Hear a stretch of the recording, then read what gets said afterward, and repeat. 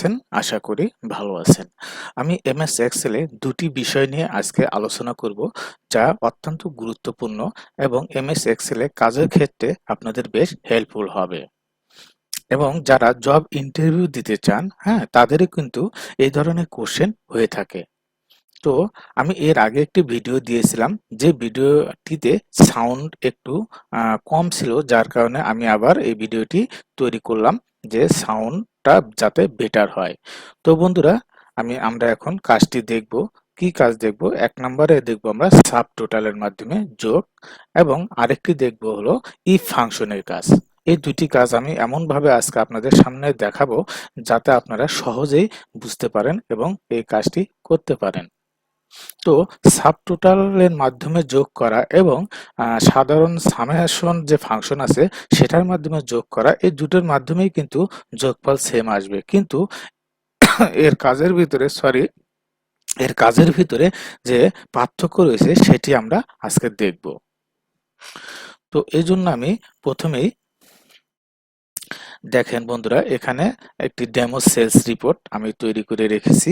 তো এখানে জানুয়ারি, ফেব্রুয়ারি, মার্চ, এপ্রিল, মে, জুন, জুলাই, আগস্ট, সেপ্টেম্বর, অক্টোবর মাস দিয়ে রেখেছি। তো এখন যদি আমি এখানে এইভাবে অক্টোবর মাসের সেলটি দেখতে চাই, তাহলে এইভাবে আমি কি করব, সিলেকশন করে দেন আমরা অটো সামের মাধ্যমে কিন্তু সাধারণত যোগ করে থাকি। যেমন এটা আমি যোগ করলাম, এটা আমি সাধারণ সামের মাধ্যমে যোগ করলাম। আমি এখানে একটি কলাম এঁকে দিচ্ছি বোঝার সুবিধার জন্য।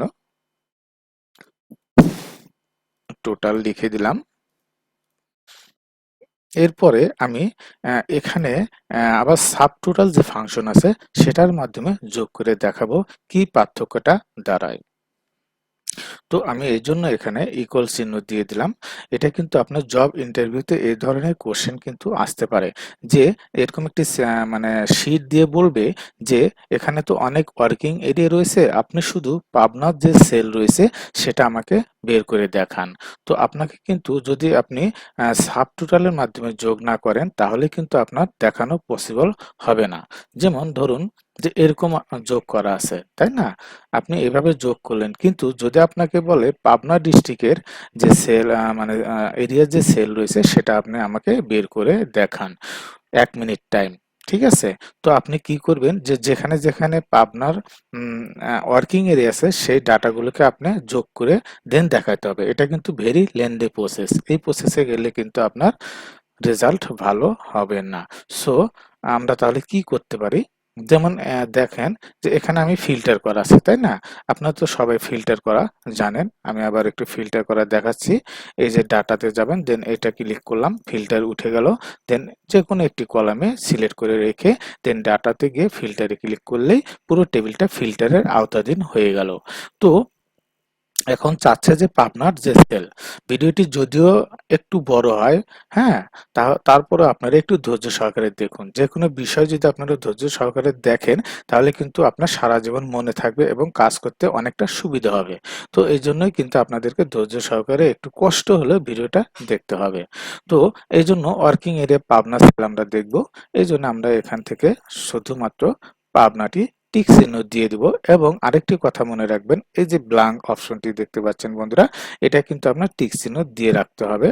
যদি না দেন তাহলে কিন্তু আপনার এই যে মানে টোটালের যে কলামটি রয়েছে সেটা কিন্তু আপনার আসবে না। সো আমি এইভাবে টিক চিহ্ন দিয়ে ওকে ক্লিক করলাম।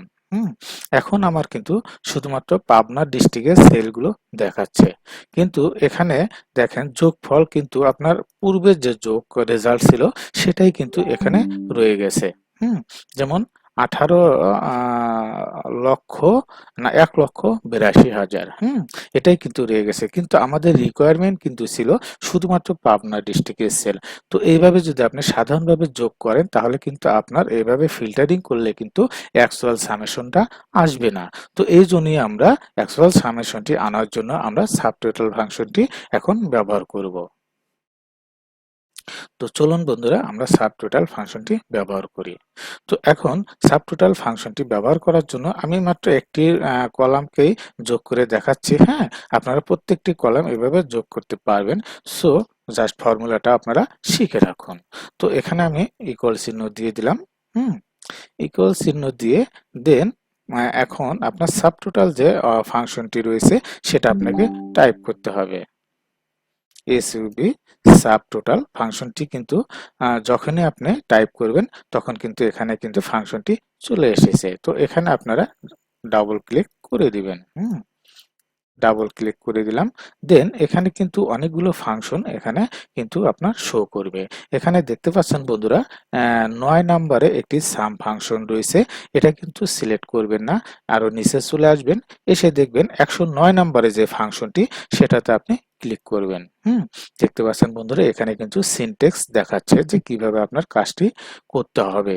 সো এখন আপনি কি করতে হবেন, ফাংশনটি যেহেতু দিয়েছেন এজন্য আপনি এখন কমা দিয়ে দিবেন।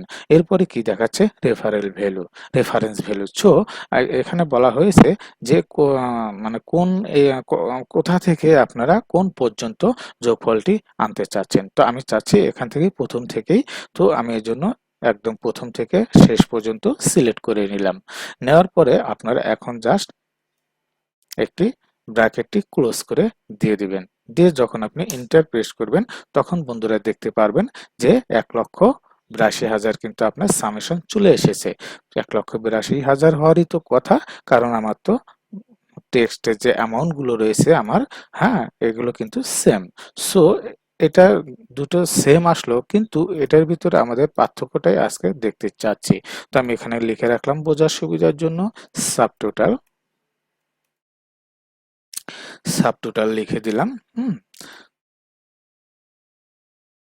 এখন আমি সাবটোটাল এখানে লিখে দিলাম। তো এরপরে বন্ধুরা দেখতে পাচ্ছেন যে আমি যদি এখন পাবনা সেলটি দেখতে চাই, দেখেন কি অবস্থা হয়। এখন আমি শুধুমাত্র সিলেক্ট অপশনটি তুলে দিয়ে পাবনা, হ্যাঁ, এটা ব্ল্যাঙ্ক রেখে দিলাম। দেন দেখতে পাচ্ছেন বন্ধুরা এখন কিন্তু আমার টোটালের ঘরে এটা কিন্তু আমার মানে রাইট যে সামেশন সেটা না, বাট সাব টোটালের মাধ্যমে যেটা আমরা করেছিলাম সেটা কিন্তু আমার শুধুমাত্র পাবনার যে সেলটি রয়েছে সেটার যোগফল কিন্তু চলে এসেছে ৯১,০০০। তো এইভাবে বন্ধুরা আপনারা কিন্তু ইনস্টল করে, হ্যাঁ, অতি সহজেই যে কোনো সামেশনকে আপনি ফিল্টারিং করে ইন্টারভিউ, কোনো জব ইন্টারভিউ অথবা আপনার বসকে কিন্তু দেখাতে পারেন। তো ভিডিওটি কেমন লাগলো? যদি ভিডিওটি ভালো লাগে অবশ্যই একটি লাইক দিবেন এবং চ্যানেলটি সাবস্ক্রাইব করবেন। তো এরপরে আমি যে বিষয়টা নিয়ে আলোচনা করব তা হলো ইফ ফাংশন নিয়ে। যে ইফ ফাংশনটা কিভাবে কাজ করে। আমি ভেরি সিম্পল ভাবে ইফ ফাংশনের কাজ আজকে দেখাবো। তো আপনারা মনোযোগ সহকারে ইফ ফাংশনের কাজটি দেখুন।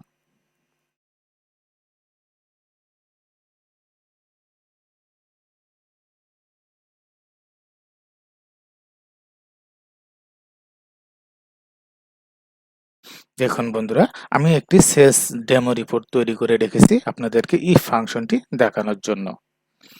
তো ইফ ফাংশন, যেমন এখানে বন্ধুরা দেখতে পাচ্ছেন যে নেম অফ এমপ্লয়ি ডেজিগনেশন এবং মান্থলি সেলস টার্গেট এখানে রয়েছে, হ্যাঁ। তো টার্গেট অ্যাচিভমেন্টও এখানে রয়েছে এবং সেল অ্যাচিভমেন্ট অফ পার্সেন্টেজ কত পার্সেন্ট, হ্যাঁ। এখানে ৫০,০০০ ৫,০০,০০০ টাকা, ৫,০০,০০০ আপনার সেলস টার্গেট ছিল। সে মানে ৫,১০,০০০ টাকা আপনার অ্যাচিভমেন্ট করেছে। সো তার অ্যাচিভমেন্ট পার্সেন্টেজ হয়ে দাঁড়িয়েছে ১০২%। তো আমরা চাচ্ছি যে যার মানে অ্যাচিভমেন্ট ১০২% অথবা ১০০ অথবা ১০০-র উপরে, তাদেরকে আমি ইনসেন্টিভ দেব ৫,০০০ টাকা। আর যাদের 100% এর নিচে অ্যাচিভমেন্ট তাদেরকে দেব ২,০০০ টাকা। তো এই বিষয়টি আমরা কিভাবে করব ইফ ফাংশনের মাধ্যমে ভিডিওটি দেখুন। তো ইফ ফাংশন অ্যাপ্লাই করার জন্য আমরা যেই ঘরে আমরা রেজাল্টটি আনতে চাচ্ছি সেই ঘরে আমরা কার্সরটি রাখবো এবং এখানে ইকুয়াল চিহ্ন দিয়ে দিব। এখন আমি ইফ টাইপ করব। হ্যাঁ, ইফ টাইপ করে দেন কিবোর্ডে ট্যাব যে বাটনটি আছে সেটা আপনারা চাপ দিলাম। দিলে দেখতে পারবেন এখানে কিন্তু আপনার সিনট্যাক্সটি অনেক সুন্দরভাবে দেখানো হয়েছে। তো এখানে দেখতে পাচ্ছেন বন্ধুরা, এখানে লজিক্যাল টেস্ট। লজিক্যাল টেস্টটি হলো আপনি কি লজিক এখানে দিতে চাচ্ছেন। লজিক আমি দিতে চাচ্ছি যে যখন আমার সেলফ অ্যাচিভমেন্ট ১০২% হবে, হ্যাঁ, যেমন ১০২ অথবা হোয়াট এভার যাই হোক না কেন, এটাতে দিলাম। তারপরে কি করব যে এই কলামে যখন আমার 100 হবে, হ্যাঁ 100 অথবা 100 এর বেশি হবে, equal to and greater than দিলাম, দিয়ে দেন দিলাম 100, হ্যাঁ, যে আমার কি এই সেলে যদি আমার 100 অথবা 100 এর উপরে থাকে, হ্যাঁ, তাহলে আমার কি দেখাবে, দেখেন logical test value of true আমাকে কি দেখাবে, আমাকে দেখাবে 5,000 টাকা। তারপরে আমি একটি কমা দিয়ে দিলাম। তারপরে যদি আপনার না হয়, হ্যাঁ 100 এর যদি নিচে থাকে তাহলে কি দেখাবে, তাহলে হবে হলো আপনার 2,000 টাকা। 2,000 টাকা। দেন আমি ফার্স্ট ব্র্যাকেট ক্লোজ করে দিয়ে ইন্টার প্রেস করলাম। দিয়ে যখন ইএসএ বাটনে ক্লিক করব, দেখতে পারবেন বন্ধুরা এখানে কিন্তু আমার 5,000 টাকা ইনসেনটিভ চলে এসেছে, কারণ আমার এখানে 102%। সো এখন আপনারা এখান থেকে এই যে মাউসের কার্সর ধরে টেনে এনে এখানে ছেড়ে দিলে সবগুলো কলাম সেলেই কিন্তু আপনার ফর্মুলাটি অ্যাপ্লাই হয়ে যাবে। তো আরেকটি উপায় আমি আনডু করে আমি আবার চলে যাচ্ছি ব্যাগে। দেন দেখতে পাচ্ছেন বন্ধুরা আমার প্রথম যে সেলটি এখানে কিন্তু আমার ফর্মুলাটি অ্যাপ্লাই হয়ে গিয়েছে। তো আমি চাচ্ছি সম্পূর্ণ আমার মানে সেলগুলোতে যেন এই ফর্মুলাটি চলে আসে অটোমেটিকলি। তো এই জন্য দেখতে পাচ্ছেন বন্ধুরা এখানে এই যে কার্সর যখন রাখবেন একদম শেষের কর্নার, নিচের কর্নারের দিকে, তখন কিন্তু এটি প্লাস চিহ্ন, চিকন প্লাস চিহ্ন হয়ে যাচ্ছে। তখন আপনি যদি ডাবল ক্লিক করে দেন তাহলে আপনার যতগুলো ডাটা থাকবে অটোমেটিকলি ফাংশনগুলো সেখানে অ্যাপ্লাই হয়ে যাবে। যদি আপনার এই টেবিলে অনেকগুলো ডাটা থাকতো তাহলে কিন্তু আপনার উপর থেকে নিচ দিক টেনে নিতে কিন্তু অনেকটা সময় সাপেক্ষ ব্যাপার এবং মিসিং হওয়ার পসিবিলিটি থেকে যায়। সো এইভাবে যদি আপনারা ডাবল ক্লিক করেন তাহলে কিন্তু আপনার মানে সবগুলো সেলেই কিন্তু অটোমেটিকলি ফর্মুলাটি অ্যাপ্লাই হয়ে যাবে। আচ্ছা, তো বন্ধুরা হয়তো বুঝতে পেরেছেন এই ফাংশনের কাজটি। তো আমি আরেকটু ডিফারেন্ট ভাবে এই ফাংশনটি আমি আরেকটা লজিক ইউজ করে দেখাবো আপনাদেরকে বিষয়টি ক্লিয়ার হওয়ার জন্য। যেমন এখন এই যে স্যালারি শিট, হ্যাঁ ধরেন যে স্যালারি যে যাদের 100% অ্যাচিভমেন্ট হয় নাই তাদের আমি স্যালারি দিব না, আর যাদের 100 অথবা 100% এর উপরে অ্যাচিভমেন্ট হয়েছে তাদেরকে আমি স্যালারি দিব। তো এরকম আমি নামের লিস্ট বের করতে চাচ্ছি যে কাদের কাদের স্যালারি মানে পাবে না 100% এর নিচে। তো সেই জন্য আমি এই ফাংশনটাই ব্যবহার করব। তো এই ফাংশনটি ব্যবহার করার জন্য আমি প্রথমেই কি ইকুয়াল চিহ্ন দিব, দেন ইফ টাইপ করে দিব। ইফ টাইপ করে দেন ইফ এখানে ক্লিক করলাম, দেন আমার আবার সিনট্যাক্সটি চলে আসলো। এখন লজিক্যাল টেস্ট আমি দিতে চাই যে এই কলামটি, হ্যাঁ যে এটা সমান সমান গ্রেটার দেন যদি 100 হয়, দেন আমাকে কি দেখাবে যে ইয়েস। হুম ইয়েস, অর্থাৎ যদি 100 সমান অথবা 100 এর বেশি হয় দেন তোমরা ইয়েস দেখাও, কারণ ইয়েস হলে সে স্যালারি পাবে। এবং একটি কমা দিয়ে আমি যদি এখানে নো দিয়ে দিই, হ্যাঁ তখন এটা কি দাঁড়াবে, নো দিয়ে যদি আমি ফার্স্ট ব্র্যাকেট ক্লোজ করে দিই, এখন ইন্টার প্রেস করি, তাহলে কি দাঁড়াবে যে যাদের মানে অ্যাচিভমেন্ট 100 অথবা 100% এর উপরে তাদের ইয়েস দেখাবে এবং নিচে হলে নো দেখাবে।